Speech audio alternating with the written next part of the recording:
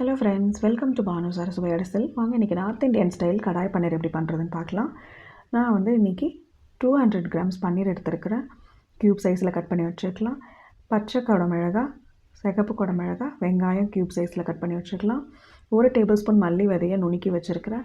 2 பச்சை மிளகா பொடியை நறுக்கியிருக்கிறேன். இஞ்சி பூண்டு பொடியை நறுக்கி வச்சுருக்கிறேன். 2 பெரிய வெங்காயம் பொடியை நறுக்கி வச்சுருக்கேன். கஸ்தூரி மேத்தி, உப்பு, 2 table spoon coriander powder, 1 table spoon chilli powder, 1/4 table spoon சீரக பவுடர், 1/4 டேபிள் ஸ்பூன் மஞ்சள் தூள். ஃபைனலாக போடுறதுக்கு க்ரீமுக்கு பதிலாக தயிர் எடுத்து வச்சுருக்கிறேன், ஹெல்த்தி ஆப்ஷன். கொஞ்சம் பட்டர் எடுத்து வச்சுருக்கிறேன். 2 தக்காளியை பொடியாக நறுக்கி வச்சுருக்கேன். 2 தக்காளியை அரைச்சி எடுத்து வச்சுருக்கிறேன். வாங்க எப்படி பண்ணுறதுன்னு பார்க்கலாம். இப்போ ஒரு கடாயில் 2 டேபிள் ஸ்பூன் நான் எண்ணெய் ஊற்றிருக்கிறேன். அடுத்தது பட்டர் போட்டு உருக்கிக்கலாம். வெண்ணெய் உருகுனதும் நம்ம இந்த ஸ்பைசஸ் எல்லாம் நம்ம எடுத்து வச்சுருக்குறோம் இல்லையா, அது வந்து போட்டு நம்ம வதக்கிக்கலாம். இஞ்சி பூண்டு பச்சை மிளகாய், இந்த கொரியாண்டர் சீட்ஸு இதெல்லாம் போட்டு நம்ம வதக்கிக்கலாம்.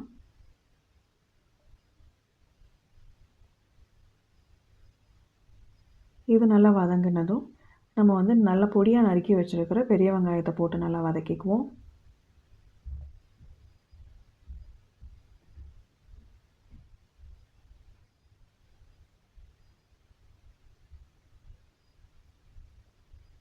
இப்போது நல்ல பொடியாக நறுக்கியிருக்கிற பெரிய வெங்காயமெல்லாம் போட்டு வதக்கிக்கலாம். இது நல்லா ஓரளவுக்கு பொன்னிறமாக வதங்கி வந்ததும் நம்ம அரைச்சி வச்சுருக்கிற தக்காளி பேஸ்ட்டையும் கட் பண்ணி வச்சுருக்கிற தக்காளியும் போட்டு கொஞ்சமாக உப்பு போட்டு நல்லா வதக்கி எடுத்துக்கலாம். தக்காளி வதங்கி வர்றதுக்கு நம்ம கொஞ்சமாக உப்பு போட்டு தட்டு போட்டு மூடி வச்சு நல்லா வதங்க விடுறேன். நல்லா எண்ணெய் பிரிஞ்சு வர அளவுக்கு நல்லா வதக்கி விடுங்க. இந்த சைட் டிஷ் வந்து உங்களுக்கு இந்த சப்பாத்திக்கு, நான்கு, பரோட்டாக்கெல்லாம் உங்களுக்கு நல்லா சூட் ஆகும்.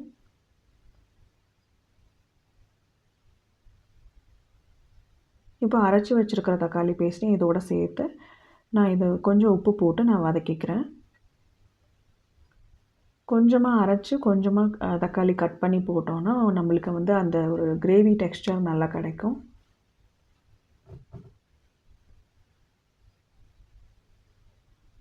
இப்போ இதுக்கு வதங்கிறதுக்கு தேவையான அளவு மட்டும் உப்பு போட்டு நான் நல்லா வதக்கி எடுத்துக்கிறேன். தக்காளி நல்லா வதங்கி வரணும், இல்லைன்னா புளிப்பு தன்மை கொடுக்கும்.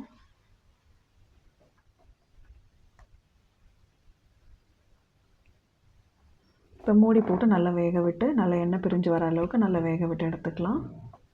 இப்போது எடுத்து வச்சுருக்கிற 1 table spoon chilli powder, 2 table spoon மல்லித்தூள், ஒரு 1/4 டேபிள் ஸ்பூன் மஞ்சள் தூளும், ஒரு 1/4 டேபிள் ஸ்பூன் ஜீரக பொடியும் இருக்குது. அதை நம்ம போட்டு கொஞ்சமாக தண்ணி ஊற்றி அந்த மசாலா பச்சை வாசனையெல்லாம் போகிற வரைக்கும் நம்ம நல்லா வதக்கி எடுத்துக்கலாம்.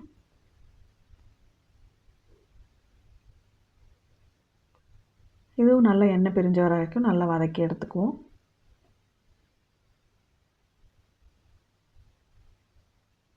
மூடி போட்டு அந்தந்த இன்க்ரீடியண்ட்க்கு தேவையான டைம் நம்ம வந்து கொடுத்தா தான் அந்த பச்சை வாசனையெல்லாம் போய் நல்லா வெந்து வரும். இப்போ நல்லா இந்த மாதிரி எண்ணெய் பிரிஞ்ச அளவுக்கு நல்லா வெந்து வந்திருக்கு. மசாலாவிலேருந்து எண்ணெய் பிரிஞ்சு வந்திருக்கு. இந்த சமயத்தில் நம்ம அடுத்தடுத்து என்ன காய் கட் பண்ணி வச்சுருக்கோமோ அதெல்லாம் போட்டுக்கலாம். நம்ம வந்து இன்றைக்கி ரெட் கேப்சிகமும் க்ரீன் கேப்சிகமும் அதோடு சேர்த்து வெங்காயமும் நான் க்யூப் சைஸில் கட் பண்ணி வச்சுருக்கிறேன். எனக்கு எல்லோ கேப்சிகம் கிடைக்கல. உங்களுக்கு எல்லோ கேப்சிகம் கிடச்சிதுன்னா நீங்கள் அதையும் போட்டுக்கலாம், நல்லாயிருக்கும். அதோடு நீங்கள் தக்காளியும் வந்து உங்களுக்கு க்ரன்ச்சியான டேஸ்ட்டில் வேணும் அப்படின்னா தக்காளியும் விதையை எடுத்துகிட்டு க்யூப் சைஸில் கட் பண்ணி அதையும் நீங்கள் போட்டு சேர்த்துக்கலாம். இது காய் வேகிற அளவுக்கு மட்டும் நான் ஒரு 1/4 டேபிள் ஸ்பூன் உப்பு போட்டு நல்லா வதக்கி எடுத்துக்கிறேன். கொஞ்சமாக தண்ணி ஊற்றி நமக்கு தேவையான அளவுக்கு க்ரன்ச்சியாக நம்ம வதக்கி எடுத்துக்கலாம். அதை வேக வச்சு எடுத்துக்கலாம் மூடி போட்டு. கேப்சிகம் சீக்கிரம் வெந்துடும், நம்ம வந்து ரொம்பவும் வேக விட தேவையில்லை.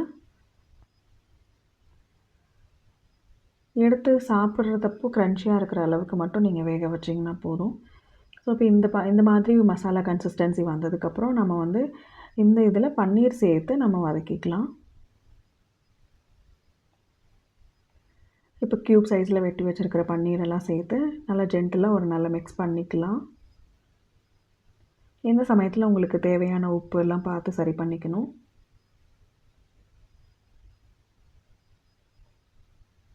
இது நல்லா மிக்ஸ் பண்ணதுக்கப்புறம் நம்ம வந்து ஒரு 5 மினிட்ஸ் இது நல்லா வேக விட்டுக்கலாம். பன்னீரும் சீக்கிரம் வெந்து வந்துடும். ஸோ அதனால் நம்ம ரொம்ப வேக விட்டுறவும் வேண்டாம், ரப்பரி கன்சிஸ்டன்சிக்கு போயிடும். அதனால் நம்ம ஒரு மூடி போட்டு ஒரு 5 மினிட்ஸ்க்கு மட்டும் வேக வச்சுக்கலாம். இப்போ இது வெந்து வந்ததும் நம்ம வந்து நல்ல பொடியாக நசுக்கி வச்சுருக்கிற கஸ்தூரி மேத்தியும் கொத்தமல்லி லீஃப் இருந்தாலும் அதையும் போட்டுக்கலாம். நான் இன்றைக்கி கஸ்தூரி மேத்தி போட்டிருக்கேன். கஸ்தூரி மேத்தி போட்டிங்கன்னா நல்லா வாசனை கொடுக்கும் உங்களுக்கு. இப்போ நம்ம ரெஸ்டாரண்ட் ஸ்டைலில் பண்ணணும் அப்படின்னா நம்ம ஃபைனலாக வந்து கொஞ்சம் க்ரீம், ஸ்டோர் பாட் க்ரீம் வச்சுருந்தீங்கன்னா நீங்கள் போடலாம். நான் இன்றைக்கி ஹெல்தி ஆப்ஷன்றனால மேக்ஸிமம் நான் வந்து கர்ட் ஆப்ஷன் இல்லைனா கொஞ்சமாக பால் ஆட் பண்ணிப்பேன். நான் இன்றைக்கி வந்து கர்டு சேர்த்துருக்கிறேன். கொஞ்சம் அந்த ரிச் க்ளாஸி லுக் கிடைக்கும் உங்களுக்கு அதோட போட்டு மிக்ஸ் பண்ணும்போது. தேவையாக இருந்துச்சுன்னா நம்ம வந்து Kashmiri powder, red chilli powder கூட ஆட் பண்ணிக்கலாம்.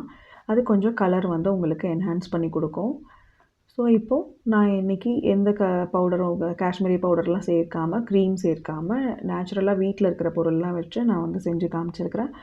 இது வந்து செஞ்சு முடிக்கும்போது ஒரு நல்ல வாசனை வீடு ஃபுல்லாக ஸ்ப்ரெட் ஆச்சு. நம்ம சப்பாத்திக்கு, நான்கெல்லாம் செஞ்சு சாப்பிட்டு பார்த்தா சூப்பராக இருக்கும். செஞ்சு பார்த்துட்டு எப்படி இருக்குன்னு சொல்லுங்கள். தேங்க்யூ.